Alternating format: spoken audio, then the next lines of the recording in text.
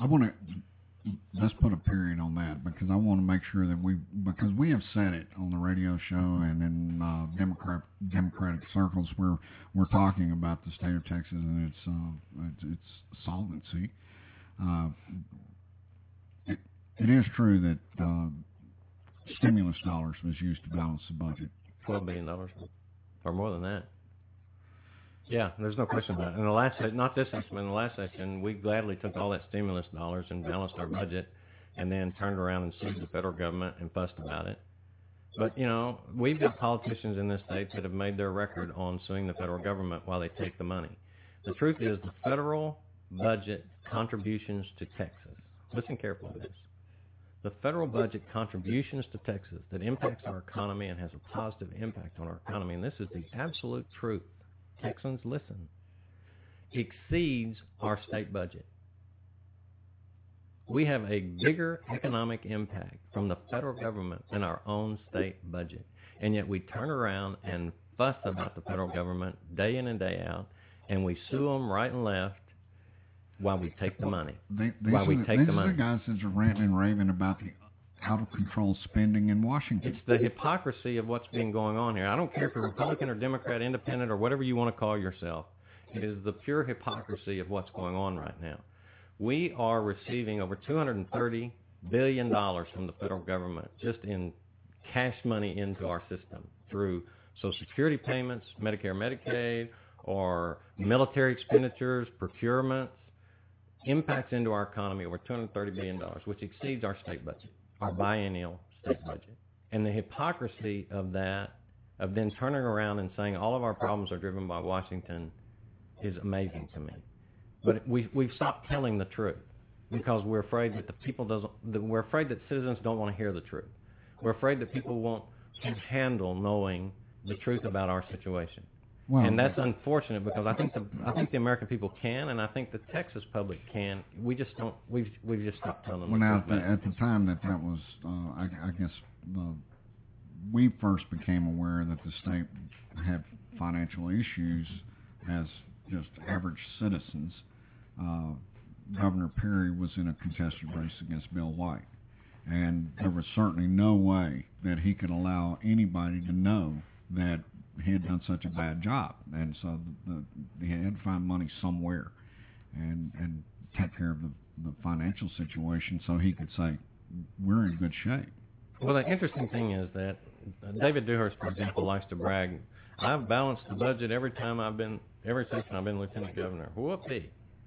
We have a constitution that requires a balanced budget.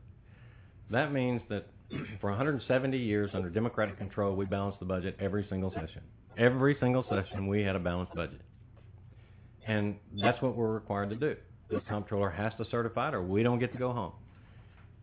So I don't know what he's bragging about that. Particularly in the last session when their idea of balancing it was just not paying the bills.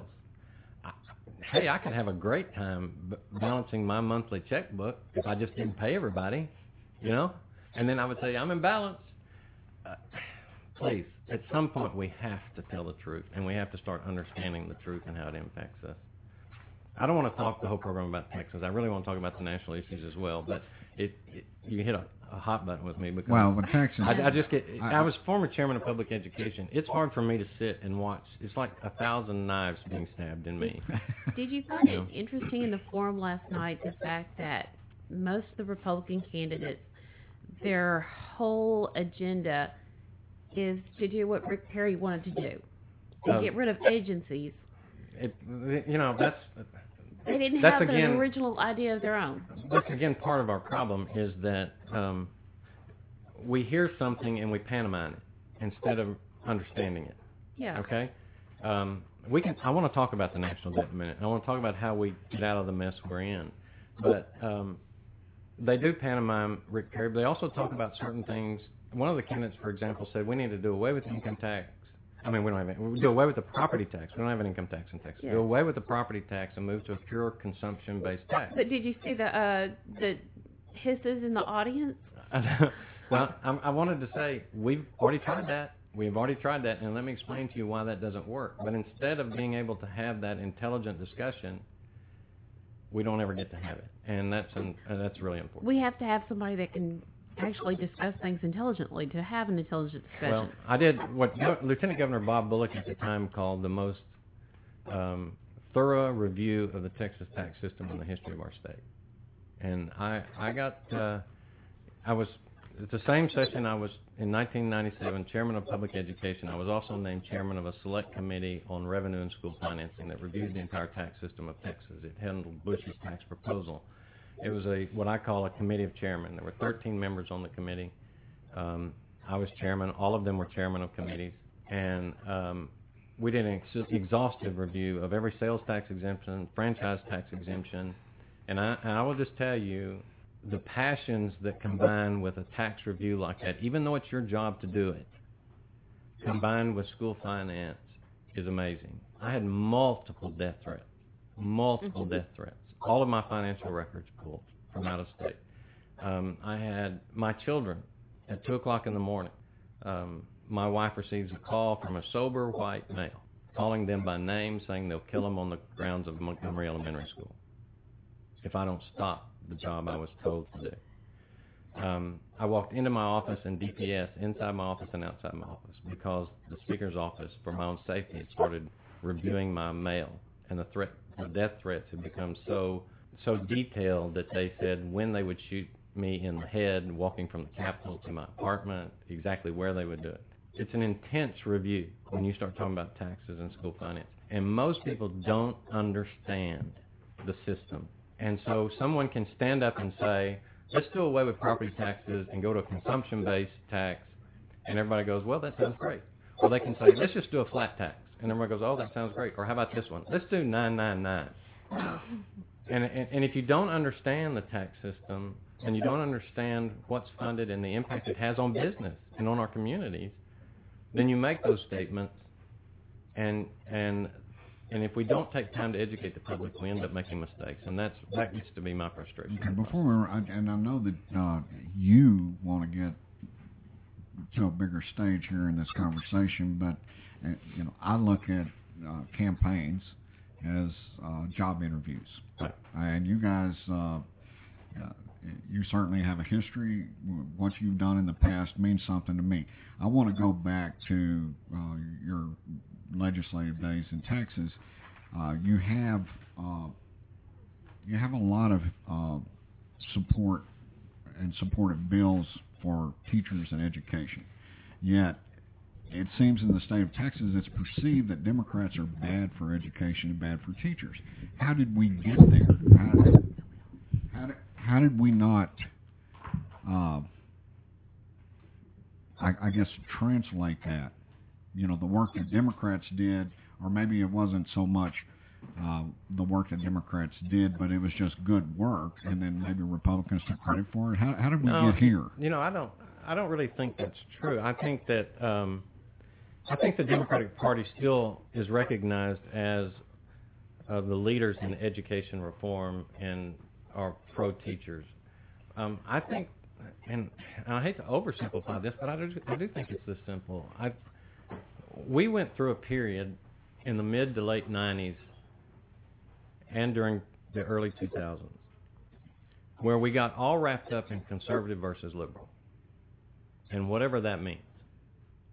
And I keep trying to tell people, if you put your name, if you put on your campaign sign, or you call yourself just as an individual, well, I'm a conservative, you've told me absolutely nothing. Because, and if you the majority of the folks that are running as Republicans in Southeast Texas, that's their campaign slogan. And if you call I'm a conservative. And if you call me liberal, you've told me absolutely nothing. Because they are terms that are descriptive depending on some other point of reference. Am I more conservative or less conservative than Rush Limbaugh? Am I more liberal or less liberal than somebody else? Okay? Mm-hmm. Or I like to ask them, was Jesus Christ liberal or conservative? Does it matter to you? If you are a Christian and you think and you believe he is your Savior, does it matter to you if he's liberal or conservative? And yet we tried to brand him that, and we did it in our churches in East Texas, right here. And this idea of conservative versus liberal within our religious beliefs, we had in the Baptist church particularly, we had a period of time, and we still do, where from the pulpits and throughout East Texas, it was hammered, the conservative word of God, and then it translated into conservative politics. And Karl Rove, unashamed, says he tied into that. He went to the moral majority. He dovetailed that message in. And honestly, that's where the breakdown occurred in Texas. It became cool to be Republican and conservative, and evil to be Democratic and liberal. When the truth is, the labels meant nothing. Really because if you break the issue down, people have more agreement than they do disagreement. And you can take Obamacare, as they like to call it, the Affordable Health Care Act, and is a perfect example. I hear everywhere I go, oh, we got to repeal Obamacare, and then you say, well, wait a minute. Tell me about, do you think we ought to do away with the pre-existing condition exemption? Oh, absolutely. Do you think your children ought to be able to stay on health care till age 26 if they need? Oh, absolutely. Do you think over 65-year-olds should have an annual screening for free? Oh, well, absolutely. If it prevents further disease and saves us money, absolutely.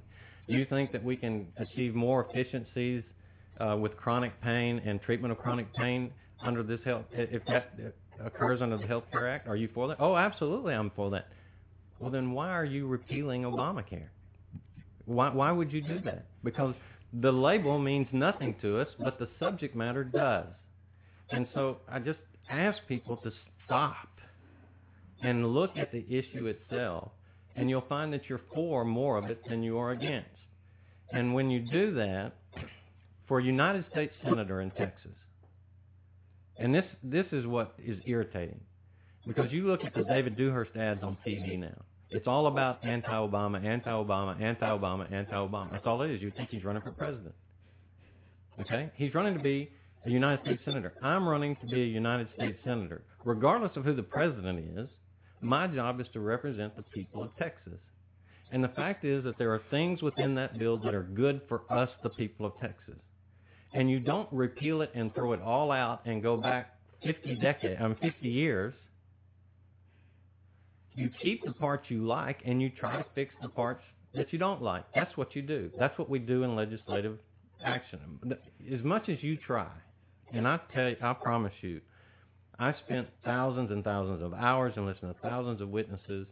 We saw the sunrise most mornings on the Education Code of Texas. But I would be lying to you if I thought it was perfect. It's like building a dream house. It's not perfect. You can't build the perfect anything until you get in it and you walk around the floor plan and you look it over. That's when you find out what you wished you would have done. But you don't bring a bulldozer and bulldoze it down and start over. No. Absolutely not. You go fix the parts you don't like. Right. And for a person that wants to be a United States Senator, to either not understand that or to be so dishonest factually with the public. Notice I didn't say he was dishonest, but factually he's being dishonest with the public. He knows the procedure is different from that. He knows that.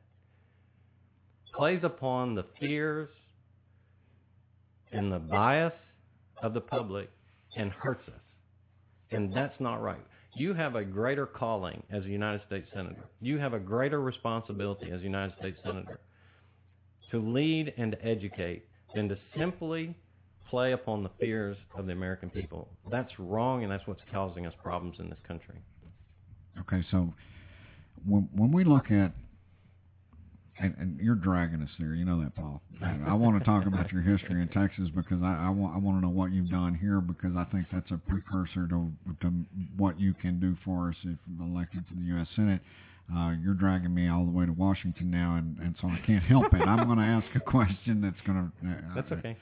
And I may jump back to Texas here in a little bit, but when we look at the U.S. Senate, and we look at how campaigns are being run, and this is another issue about politics that seems to have...